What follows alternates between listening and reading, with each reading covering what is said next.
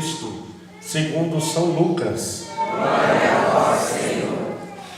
No 15º ano do império de Tibério César, quando Pôncio Pilatos era governador da Judéia, Herodes administrava a Galileia, seu irmão Filipe, as regiões da Itureia e Triconítide, Elisânias a Abilene, quando Anás e Caifás eram sumos sacerdotes. Foi então que a palavra de Deus foi dirigida a João, filho de Zacarias, no deserto. E ele percorreu toda a região do Jordão, pregando um batismo de conversão para o perdão dos pecados, como está escrito no livro do profeta Isaías. Esta é a voz daquele que grita no deserto: preparai o caminho do Senhor, endireitai suas veredas. Todo vale será aterrado, toda montanha e colina serão rebaixadas, as passagens tortuosas ficarão retas, e os caminhos acidentados serão aplainados, e todas as pessoas verão a salvação de Deus. Palavra da salvação. Glória a vós, Senhor. Aleluia.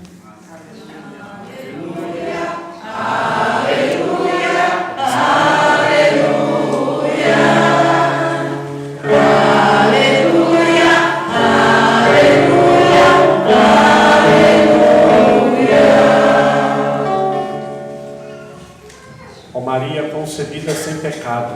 Rogai por nós que recorremos a vós. Em nome do Pai, do Filho e do Espírito Santo. Amém.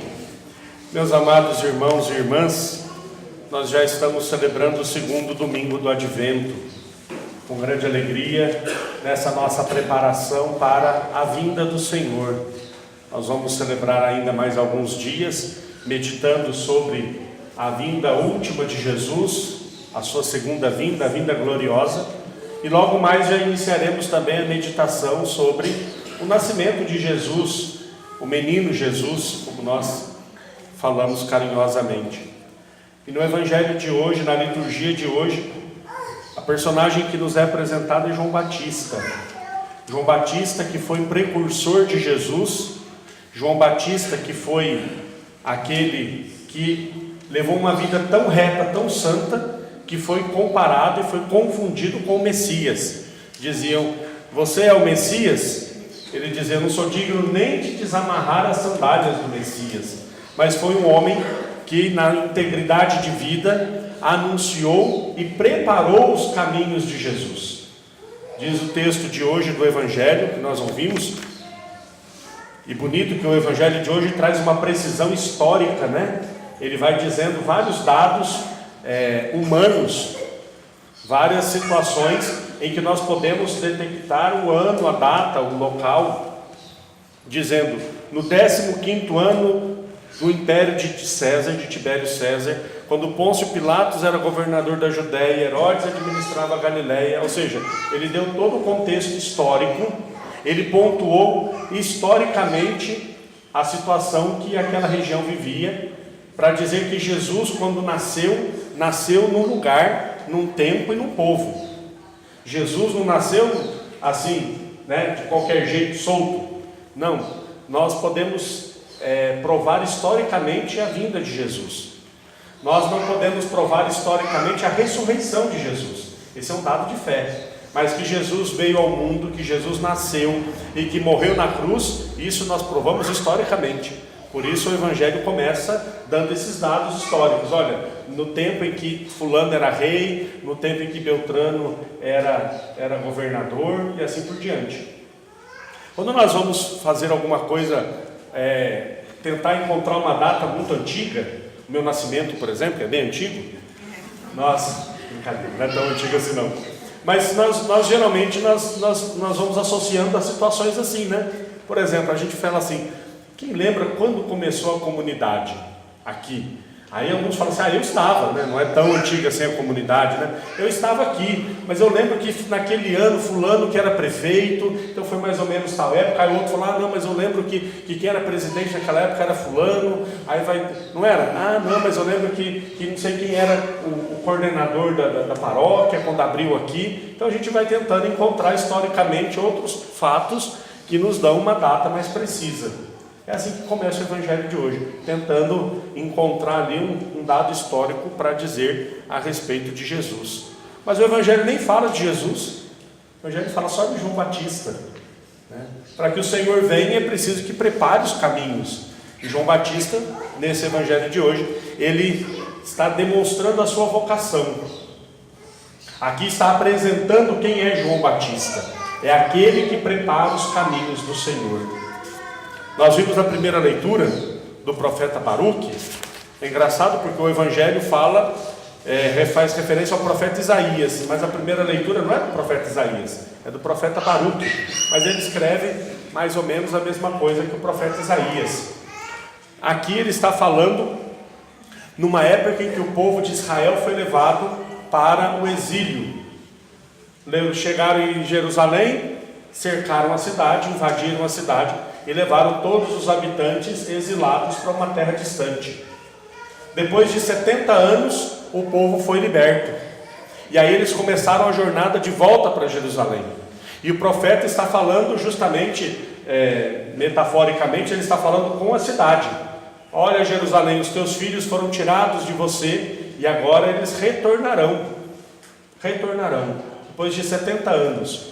E aí o profeta vai falando como será essa volta dos filhos de Israel para a cidade de Jerusalém. Ele diz, olha, as montanhas serão aplainadas, os vales serão aterrados, para que o caminho seja um caminho reto, para que o caminho seja um caminho fácil de ser percorrido pelos israelitas.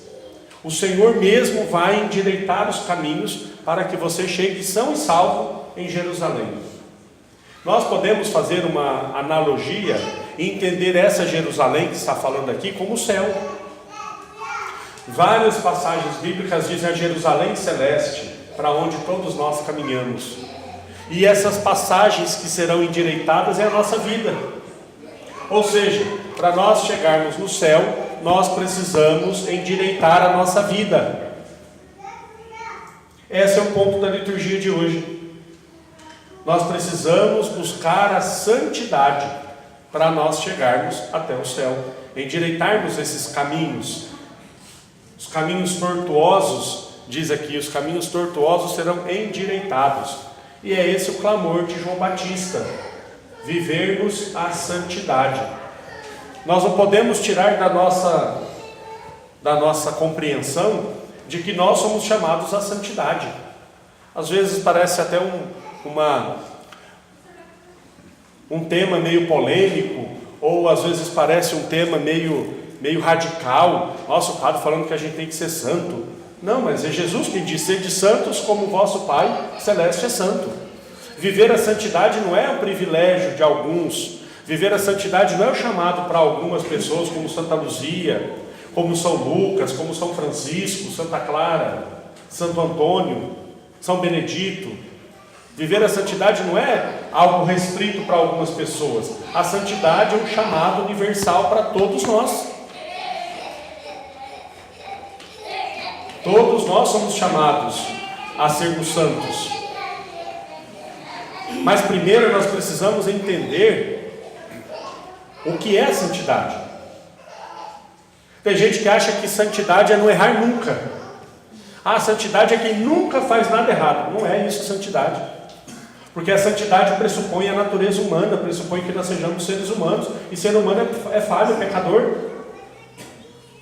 Só existiu dois seres humanos na face da terra que não cometeram pecado: Jesus e Nossa Senhora. Só. Jesus é Deus, Deus e homem. Então ele não ia cometer pecado. E Nossa Senhora, nós celebramos ontem, dia 8, a Imaculada Conceição. Ela foi preservada do pecado original por graça de Deus. Fora esses dois, todos nós somos pecadores. Todos, do Papa quem acabou de nascer. Todos nós somos pecadores. Então santidade não é não falhar, não pecar.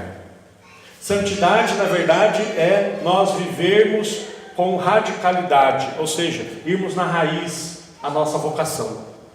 Se eu fui chamado a ser pai de família, é viver bem essa vocação. Se eu fui chamado a ser padre, é criar vergonha na cara e ser um bom padre. Né? É criar vergonha na cara e ser um bom padre, celebrar a missa direito, falar da palavra de Deus. Tem que viver bem aquilo que nós somos chamados. E aqui nas leituras nos dão uma dica que é muito bonita. Porque quando fala na primeira leitura, quem vai endireitar os caminhos para o povo voltar para Jerusalém é Deus. É Deus quem endireita os caminhos. É Deus quem endireita os caminhos da nossa vida, se nós permitirmos. Nós precisamos ter duas consciências muito claras. Primeira, nós não conseguimos sozinhos. Ninguém é santo sozinho. E isso é uma heresia que já foi até condenada pela igreja. No começo da igreja tinham algumas pessoas que eles achavam que eram santos, que seriam santos pelas próprias forças. Não, eu vou me esforçar bastante, eu vou fazer bastante caridade, eu vou fazer coisas boas e eu vou ser santo. Nem preciso de Jesus. Eu sou santo por mim mesmo. Está errado. Nós não conseguimos nada de bom sem a graça de Deus. O menor desejo de nós fazermos algo bom já é graça de Deus. É o Espírito de Deus que impulsiona o nosso coração para o bem. Vou fazer um teste para a gente perceber se não é verdade isso. O que é mais fácil nós fazermos? O que é mais fácil nós fazermos? Falar bem de uma pessoa ou falar mal de uma pessoa? Falar mal não é mais fácil? A gente acha defeito facinho, não acha? É verdade. A nossa natureza é assim, é propensa para o pecado. É mais fácil nós fazermos caridade ou é mais fácil nós ficarmos acomodados na nossa casa e não fazermos nada? Ficar acomodado, não é? Gente, para o pecado, vou fazer uma comparação, vocês vão entender direitinho. Quem dirige vai entender melhor ainda. O pecado e a virtude é como um carro. Para nós alcançarmos a virtude, o carro tem que subir uma ladeira bem alta, assim, bem íngreme. E para nós cairmos no pecado, o carro tem que descer uma ladeira bem íngreme. Qual que é mais fácil? Para baixo todo santo ajuda, né? Assim que diz o ditado. Para baixo só precisa frear, não precisa nem acelerar o carro, ele vai embora. Se não frear, ele desinveste.